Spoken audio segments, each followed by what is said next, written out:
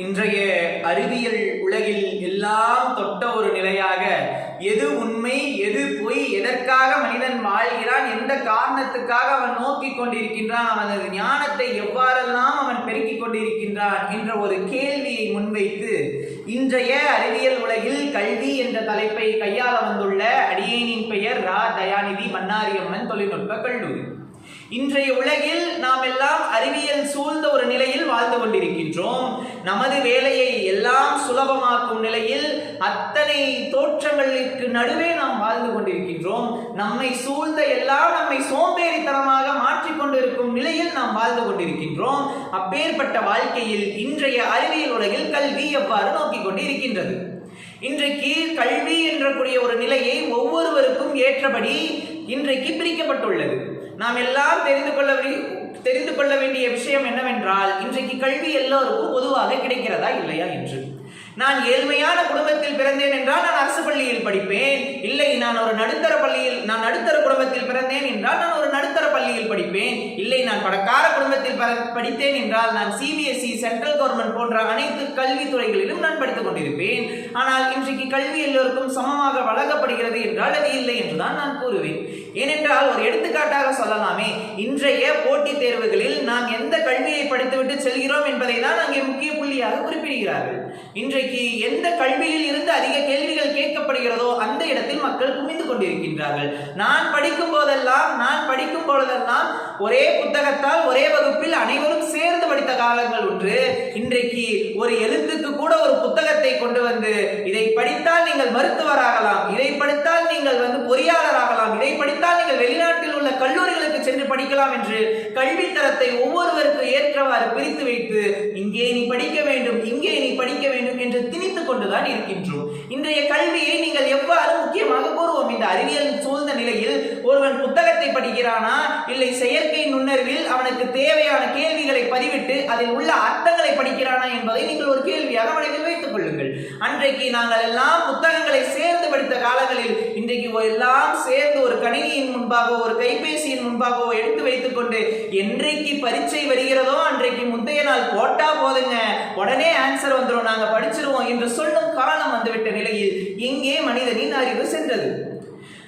நீங்கள் 6 தலைப்புகள் என்னிடம் கொடுத்து ஒரு தலைப்பை கையாள சொன்னீர்கள். ஆனால் என் மனம் கேட்கவில்லை. அந்த 6 தலைப்புகளும் கையாள வேண்டும் என்று என் மனம் ஒத்துழைத்து கொண்டிருக்கின்றது.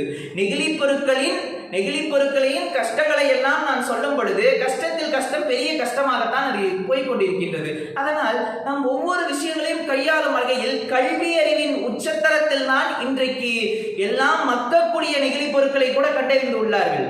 இன்றைக்கு நீங்கள் ஒரு கூற்றை எடுத்துக்கொண்டீர்கள் என்றால், கணினி மேதைகளாக இருந்தாலும் சரி, அறிவியல் மேதைகளாக இருந்தாலும் சரி, அத்தனை பேரும் எதிலிருந்துதான் படித்து வருகிறார்கள் என்று ஒரு தோராயமாக எடுத்து பாருங்களே, யார் புத்தகங்களை கையாளுகிறார்கள்? இன்ற நிலையில் எனக்கு தெரிந்தது, எனக்கு கணினியை உருவாக்க தெரிகிறதா, கணினியில் ஒரு செயலை உருவாக்க செய்கிறதா, இல்லை ஒரு செயலியை நான் எப்படி உருவாக்குகிறேன் என்பதில் ஒரு போட்டியாகவே அனைவரும் சென்று கொண்டிருக்கும் பாதையில் கல்வியின் அறிவையும் மனிதனின் ஆற்றலையும் ஒருங்கிணைத்ததாக யார் இருந்து கொண்டிருக்கின்றார்கள்?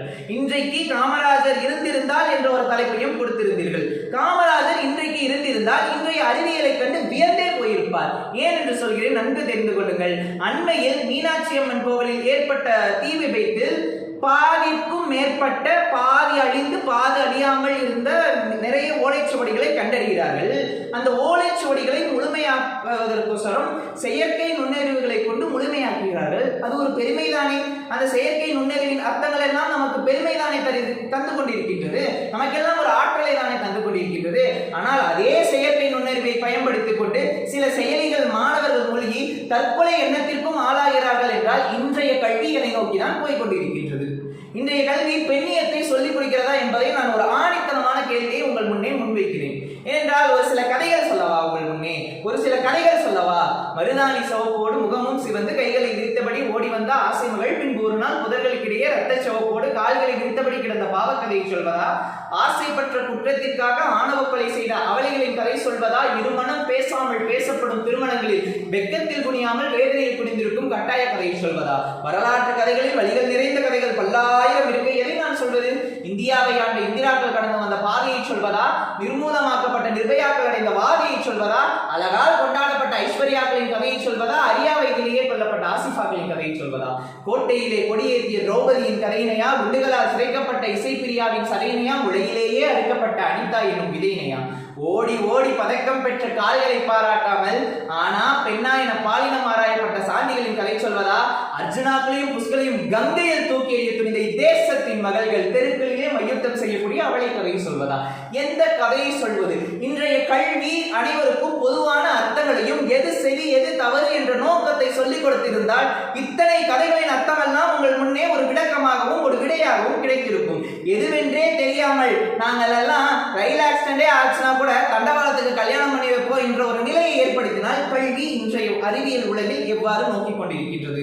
இதே அறிவியல் உலகில் நானும் தான் படித்துக் கொண்டிருக்கின்றேன், நானும் இதே கல்லூரியில் தான் படித்துக் கொண்டிருக்கின்றேன். ஆனால் இன்றைய நிலையை நான் எப்படி கையாண்டு கொண்டிருக்கின்றேன் என்பதை உங்கள் முன்னே ஒரு சாத்தியக்கூறாகவே நான் தருகிறேன்.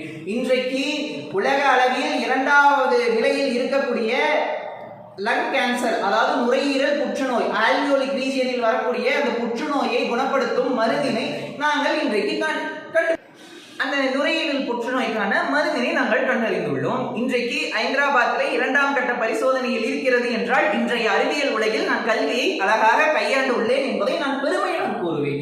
அதே நிலையில் இன்றைக்கு நாம் எல்லாம் சொல்லிக் கொண்டிருக்கின்றோம் அல்லவா, PVC பாலிவினைல் குளோரைடாக செய்யக்கூடிய நெகிழி பொருட்களை கொண்டு செய்யக்கூடிய பொருட்களை மாற்றும் அளவுக்கு கருவேல மரங்களில் இருந்து எடுக்கக்கூடிய பொருட்களை வைத்து பயோபேஸ்ட் PVC, அதாவது மக்கக்கூடிய பாலிவினைல் குளோரைடை நாங்கள் செய்துள்ளோம். அப்படி என்றால் நாங்கள் கல்வியை சரியாக தான் கையாண்டு கொண்டிருக்கின்றோம். வள்ளுவர் சொன்னது போல அழகாக ஒரு குறளில் சொல்லியிருப்பார், துஞ்சினாரே செத்தாரே வேறு அல்லார் எஞ்ஞான்றும் நஞ்சுண்பார் கல்லுண்பவர்.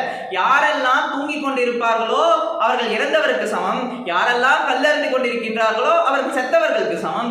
யாரெல்லாம் கல்வியை சரியாக கையாளாமல் ஏதோ ஒரு பாதையில் வீணாகி போய் கொண்டிருக்கின்றார்களோ அவன் மனிதனே இல்லை என்பதை நீங்கள் புரிந்து கொள்ள வேண்டும். ஏனென்றில் இன்றைய கல்வி உலகில் அனைவரும் ஒரே நேர்கோட்டில் சென்று கொண்டிருக்கும் பாதையை சற்றே நகர்த்தினால் போதும் இன்றைக்கு அதை எல்லாம் உடைத்தெறியும் நிலையில் மாணவ சமுதாயம் இருக்கிறது என்பதை நீங்கள் புரிந்து கொள்ள வேண்டும். இன்றைய உலகில் நீங்கள் கல்வியை எவ்வாறெல்லாம் நான் ஆயுதமாக கையேந்துகிறேனோ அதே கல்வியை கொண்டு இந்த உலகை மிஞ்சும் அளவுக்கு என் நாட்டை பார்க்க வைப்பேன் என்பதை இந்த அறிவியல் கூற்று மூலமாக நாம் தெரிந்து கொள்ளலாம். இன்றைக்கு மாணவர்கள் எல்லாம் ஒருங்கிணைந்த சமுதாயமாக ஒரே கோட்டில் நின்று கொண்டிருக்கின்றார்கள். அவர்கள் கல்வியை என்றைக்கும் தளர விட மாட்டார்கள். கல்வி என்றென்றும் உயர்ந்து கொண்டுதான் இருக்கின்றது.